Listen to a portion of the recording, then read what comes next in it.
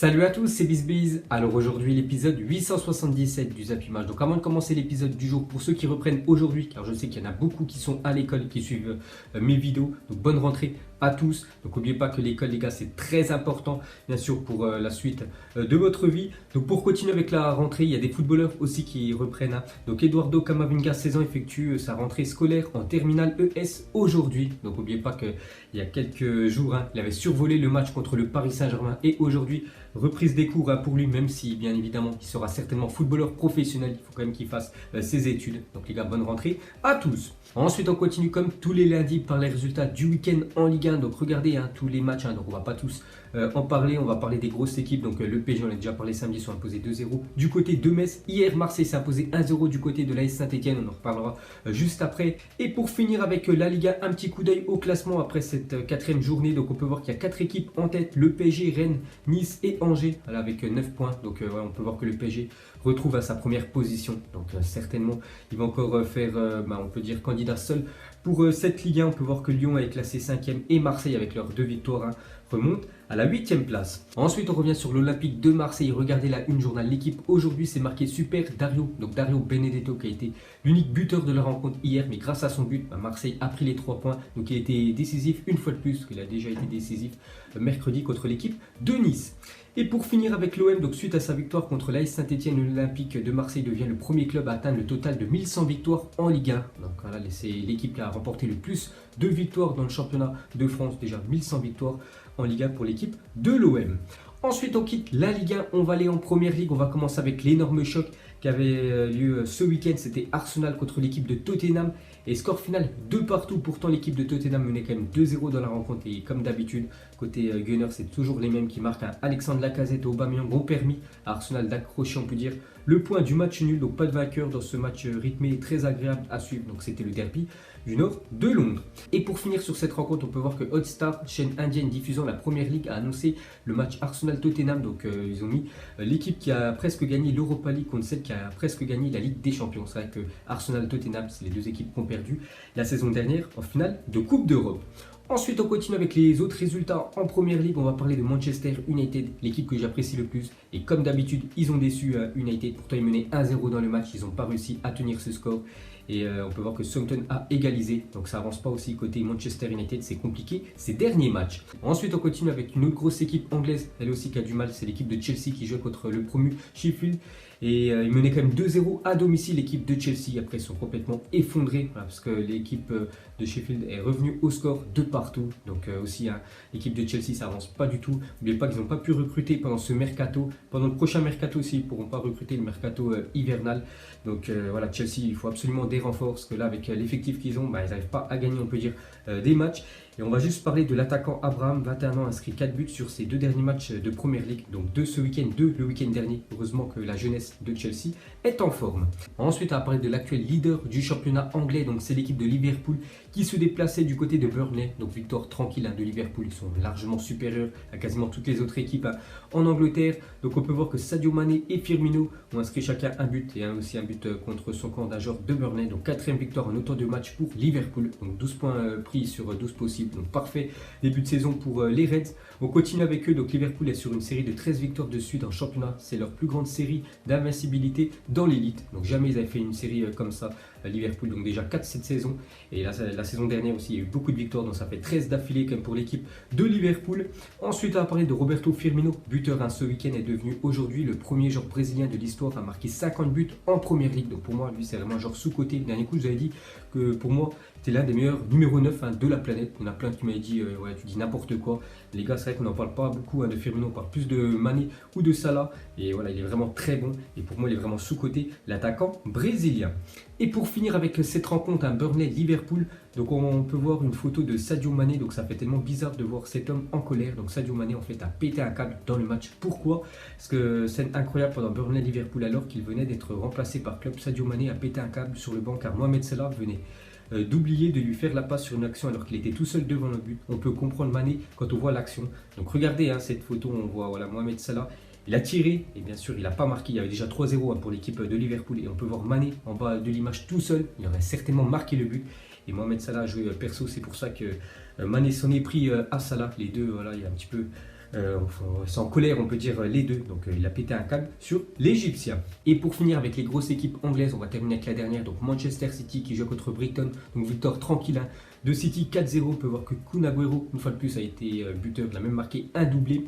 Et juste un point noir, on peut dire, hein, dans ce match pour City. Donc officiel blessé au genou, Aymeric Laporte est remplacé par Samuel Umtiti dans la liste des Bleus pour les 2 prochaines rencontres. Donc c'est dommage, hein, il n'était pas appelé depuis quasiment 2 ans en équipe de France. Il allait jouer hein, avec les Bleus, on peut dire, lors de ses 2 prochains matchs. Et en fait, il est sorti sur civière, problème au genou. Donc c'est Umtiti qui le remplace. Et pour finir avec la Première Ligue, un petit coup d'œil au classement après cette 4e journée. Donc Liverpool, première position, 12 points sur 12. Hein. Donc Liverpool est encore un sérieux candidat au titre. 2e position, Manchester City. De toute façon, ça va se jouer certainement entre ces 2 équipes-là, comme la saison dernière. On peut voir des équipes qui sont décrochées comme Manchester United, avec seulement 5 points. Ils ont déjà 7 points de retard hein, par rapport à Liverpool et aussi Chelsea hein, qui est très loin, 11e dans le classement. Donc ça va pas trop bien pour ces 2 clubs. Ensuite, direction l'Espagne, on va commencer avec l'équipe du Real Madrid qui jouait hier soir du côté de Villarreal. Donc dans la vidéo, un prono que j'ai sorti vendredi soir, j'avais dit, je suis sûr que Villarreal va accrocher le Real Madrid parce que le Real, ils sont passés, on peut dire, réguliers. Et regardez, il y a eu 2 partout dans le match.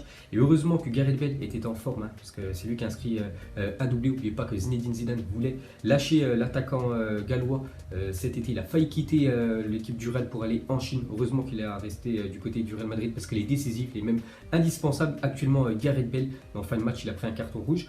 L'attaquant gallois. Ensuite, on va parler de l'autre grosse équipe en Espagne, l'équipe du FC Barcelone qui se déplaçait chez le promu Osasuna et 2 partout entre les 2 équipes. Donc c'est vrai que Messi est toujours blessé, on le sent hein, quand Messi n'est pas dans l'équipe du Barça, bah, c'est pas le même FC Barcelone et 2 partout, donc le FC Barcelone lâche encore des points. Et pour finir avec l'équipe du FC Barcelone, on peut voir que Ansu Fati, 16 ans et 10 mois, est devenu, enfin ce week-end, le plus jeune buteur de l'histoire du FC Barcelone. Donc c'est lui hein, qui a inscrit le premier but côté Blaugrana. Et à 16 ans et 304 jours, enfin, Fati est devenu le 3e plus jeune buteur dans l'histoire de la Liga. Donc ce classement est toujours dominé par Olinga, qui a marqué son premier but à 16 ans et 98 jours. 2e Munier, 16 ans et 289 jours. Et Fati maintenant est 3e meilleur buteur de l'histoire de la Liga en étant le plus jeune. Ensuite, cette fois-ci, on va parler d'une équipe, elle, qui a très bien débuté son championnat. C'est l'équipe de l'Atlético Madrid qui a gagné 3-2 ce week-end. Pourtant, il s'était mené 2-0 au bout de 20 minutes de jeu. Et grâce au public, hein, voilà, parce que les supporters ont vraiment poussé l'équipe de l'Atlético Madrid. Donc, ils sont revenus et gagné, on peut dire, ce match. On peut voir que Félix a inscrit un but. Et pour finir avec le championnat espagnol, on peut voir que Nabil Fekir, une fois de plus, a été buteur avec l'équipe du Betis Séville face à Leganés. Ses premières victoires hein, pour Nabil Fekir dans le championnat espagnol, ils sont imposés 2-1. Ensuite, direction l'Allemagne, on va parler du Bayern Munich qui joue contre Mayence et 6-1 quand même pour l'équipe du Bayern. Donc Boetius a ouvert le score pour Mayence et après le Bayern a vraiment déroulé. On peut voir premier but pour Benjamin Pavard sous ses nouvelles couleurs. Et pour finir avec le championnat allemand, on va parler du Borussia Dortmund qui se déplaçait chez le promu Union Berlin et défaite de Dortmund, donc 3-1, donc mauvaise passe on peut dire pour l'équipe de Dortmund. Ensuite, direction l'Italie, on va parler du plus beau match du week-end, c'est entre la Juve et l'équipe de Naples. N'oubliez pas que la saison dernière, c'était le premier contre le deuxième, donc 4-3 dans le match, 7 buts, incroyable à ce match. Donc on peut voir que l'équipe de la Juventus menait quand même 3-0 à la 62e minute et l'équipe de Naples a fait son retard. Ils ont fait un comeback magnifique, 3-3, mais le problème c'est que Koulibaly, le défenseur avec beaucoup d'expérience, défenseur sénégalais, a marqué un but contre son camp en toute fin de match et a permis à la Juventus de prendre les 3 points. Ensuite, blessé, Chiellini s'est rendu sur la pelouse en béquille à la fin du match face à Naples pour réconforter Koulibaly après son but contre son camp, synonyme de défaite. Donc vraiment très beau geste de Chiellini. N'oubliez pas qu'il a eu, enfin il a une grosse blessure, rupture des ligaments croisés, donc certainement on ne le verra pas cette saison. Et pour finir sur cette rencontre, donc la VAR avait refusé un but à Ronaldo la semaine dernière. Donc ce week-end, après son but, Cristiano a célébré en mimant le geste de la VAR qui pourrait encore annuler son but. Donc il a attendu bien évidemment pour voir si son but était valide. Donc il a été valide. Donc voilà la célébration de CR7. Ensuite on clôture cette page résultats des matchs du week-end. On va parler aussi de la grosse info de la journée. C'est la fin du mercato ce soir. Donc le mercato ferme ses portes ce lundi. Donc 18 h en Allemagne, 22 h en Italie, 23 h en Turquie et en France. Ça sera à minuit ce soir aussi en Espagne. Donc il va y avoir beaucoup de transferts. On en parlera. Bien évidemment, demain, on va commencer déjà avec Neymar, donc la fin du feuilleton Neymar, voilà. On le sait tous, hein, donc face à l'incapacité du Barça de boucler son transfert, Neymar a informé ses proches de sa décision de finalement poursuivre avec le PSG cette saison. Donc il n'y a pas eu d'accord. Problème, Le Barça le voulait, mais le problème c'est que le PSG ne voulait pas le lâcher, on peut dire pour 150 millions d'euros, il voulait au moins 200 millions d'euros ou un joueur dans le deal, mais vu que Dembélé ne voulait pas venir du côté du PSG, donc ça a échoué, même si le Brésilien voulait quitter bien sûr l'équipe du PSG pour retourner en Espagne. Donc on peut voir que hier il a fait la une du journal L'équipe et c'est marqué en titre Sequeda, donc en espagnol ça veut dire il reste, donc il restera une saison de plus du côté du Paris Saint-Germain. Et on peut voir qu'aujourd'hui, dans le journal Sport en Espagne, c'est marqué Neymar 2020. Donc ne pouvant pas le signer cet été, le Barça a l'intention de retenter son recrutement en janvier ou à l'été 2020. Donc la saison 3 arrive. Donc on attendra encore beaucoup parler de Neymar lors du prochain mercato hivernal et certainement un départ de Neymar du côté de l'Espagne l'été prochain. Ensuite, les gars, on continue avec le PSG qui pourrait faire des gros coups quand même en ce dernier jour du mercato. N'oubliez pas qu'il y a beaucoup de transferts qui vont se réaliser dans l'après-midi et surtout dans la soirée.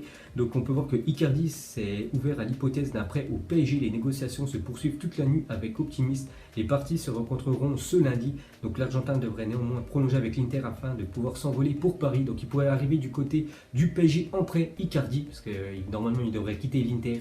Donc il y a aussi l'équipe du Boca Juniors qui serait sur l'Argentin. Donc affaire à suivre.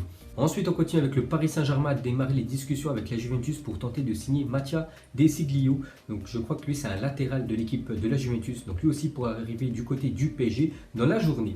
Ensuite, on va parler de Keylor Navas n'est pas rentré avec le reste de son équipe après le match face à Villarreal. Donc c'était hier soir.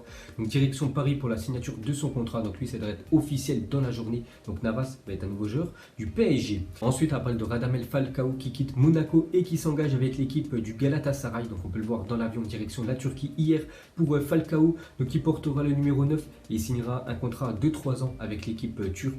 Et à son arrivée, donc scène incroyable en Turquie où plus de 30 000 supporters de Galatasaray ont accueilli Falcao à l'aéroport d'Istanbul dans une ambiance de feu. Les Turcs sont complètement fous. Donc plus de 30 000 personnes quand même sont déplacées pour accueillir le Colombien. Donc ça a changé, on peut dire, de l'ambiance de l'AS Monaco.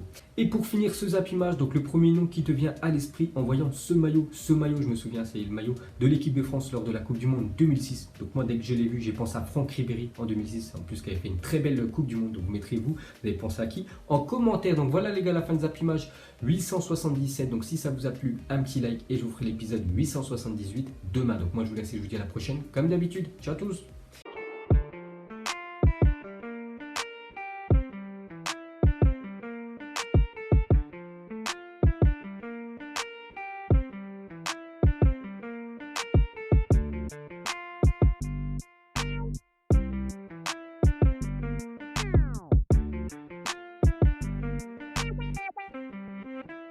Non-committal.